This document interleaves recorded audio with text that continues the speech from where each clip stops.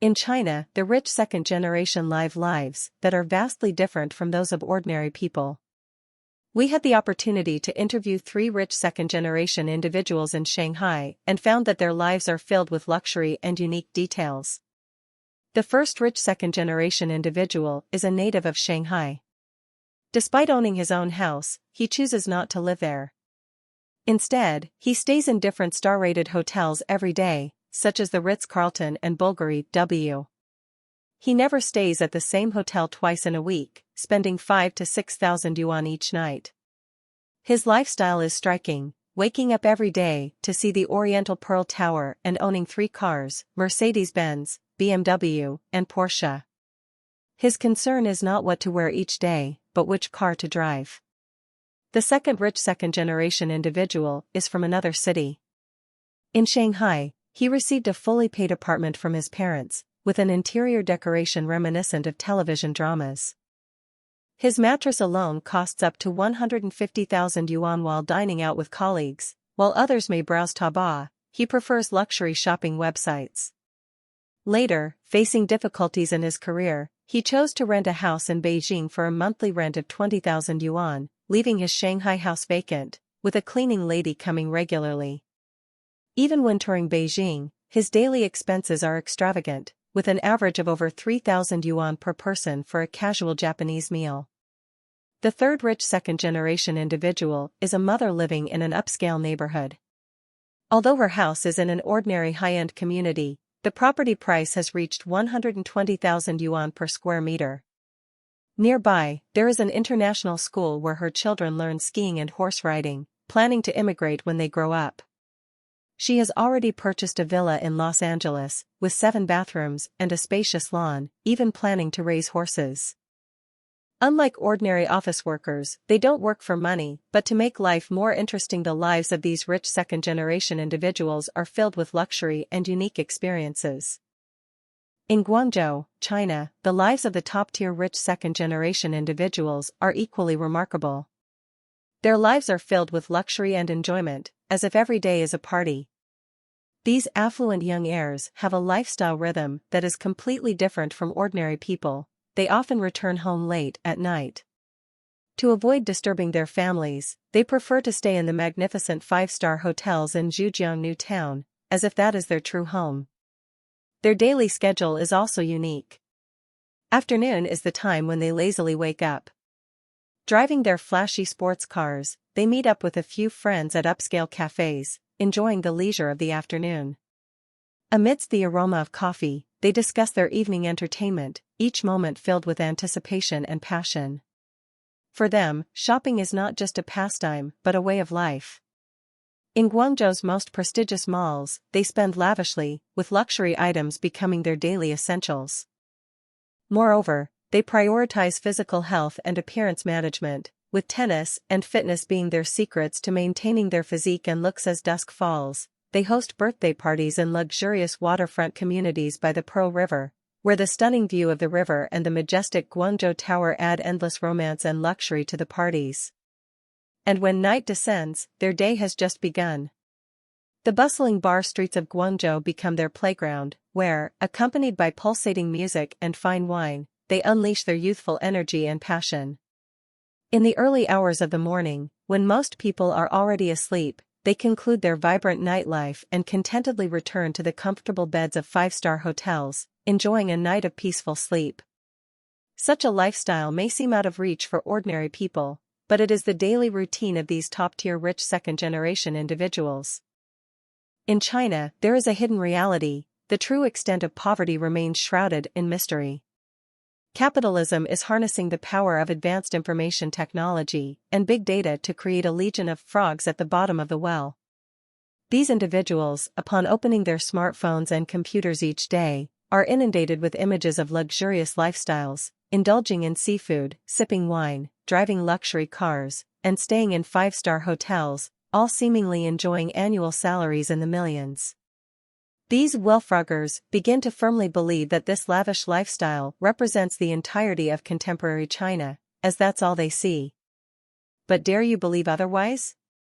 In the unseen corners of our devices, rarely do we encounter messages about these impoverished individuals. In China, there are still 600 million people with monthly incomes of less than 1,000 yuan. Does this number shock you? Why don't we see them in our daily lives? It's because we've been deceived by the highly developed internet algorithms, designed to cater to our preferences, optimize and deliver the most popular and appealing content to us, perpetuating an illusion of prosperity. Meanwhile, the harsh realities faced by millions, such as urban sanitation workers earning a meager few hundred yuan per month, or the hundreds of millions of farmers barely making ends meet, are conveniently omitted. Beyond the glitz and glamour lies a stark truth: China's economic prosperity has left behind a substantial segment of the population. Yet, for those struggling at the bottom, places like Majuqiao in Beijing serve as a refuge. From as early as 4 a.m., throngs of laborers gather here, hoping for a day's work. Their aspirations no longer revolve around finding employment, but rather indulging in a moment of freedom and enjoyment after a hard day's toil. They earn meager daily wages, sometimes as little as a couple of hundred yuan, scraping by to survive for many. Missing the morning job opportunities means waiting an entire day, hoping to earn 200 yuan or more. They mostly reside in nearby villages, making do with makeshift accommodations. Even a night in an internet cafe becomes a luxury in desperate times. Local eateries cater to their needs, offering affordable meals, ensuring every yuan saved can be sent back home, offering a glimmer of hope and warmth to loved ones. This is the harsh reality of life in Majuqiao, where individuals carry the weight of immense pressure, gambling their lives for the promise of a better tomorrow. These stories remain hidden from the public eye, lost amidst the grand narratives of progress and prosperity presented by the ruling elites. Would you have remembered these people if I hadn't mentioned them? In China, selective disappearance of these narratives is a result of the society's progression, technological advancements, and the illusion created by the internet. Most Chinese are now becoming wealthfroggers of the internet age, blissfully unaware of the struggles faced by their fellow citizens. Who will pay attention to these forgotten voices in society? Yet, these 600 million individuals are an undeniable part of China's social fabric, deserving attention, understanding, and recognition for their indispensable contributions to society. A truly progressive society should prioritize holistic advancement rather than the selective progress of a privileged few. What do you think? Feel free to share your thoughts. Why is the wealth gap in China so large? In fact, there are two main reasons for the significant wealth gap in China, with the second reason being both infuriating and helpless.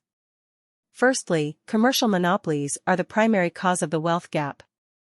Commercial monopolies are a common phenomenon in China. Some capital conglomerates control the resources of mass products, which is an unavoidable reality. Although no one dares to say it, this is the reality that the Chinese people cannot change. Even the government is implicated in this. Why are land prices so high? Isn't it because of land monopolies? If land were allowed to trade freely, would prices be so high? Furthermore, regarding real estate development, what does land monopoly inevitably lead to? Real estate developers reap huge profits, exacerbating the wealth gap. The second reason is corruption, which is closely related to power. This also exacerbates the wealth gap. Therefore, commercial monopolies and corruption are the two main reasons for the wealth gap. Given the current environment in China, ordinary people can only adapt to it. In such an environment, one can only focus on doing their own thing, understanding the essence of society and commerce, and knowing how to survive in such an environment. Do you still want to become big and powerful? Do you dare to touch the interests of monopolies? Do you dare to touch the interests of the elite? You cannot, otherwise you will suffer devastating blows. So, it's best for ordinary people to earn a little money and not think too much. As for why policies and laws always seem to target ordinary people, nobody knows for sure. But I want to ask, how are policies and laws formulated? Have you ever thought about this question? They are made by people, so who makes them? Are policies and laws made by a few elites representing the interests of ordinary people? Or do they represent other interests? There are many elites, representing whose interests? This shows that many elites are unknown to the public, and many high-ranking officials do not even interact with others. Therefore, behind every policy and law, there are exchanges of interests and power. The key question is, who can speak up for the ordinary people? If it's not targeting you, then who else can it target? This is a simple truth. But people are powerless. We also believe that these elites are a minority, but once they formulate systems and laws that are detrimental to the people and are unwilling to change, it can be very frustrating. Do you think this is right or not? Well, that's it for this episode. Feel free to leave your comments below and discuss with us once again. Thank you for watching, and we'll see you next time.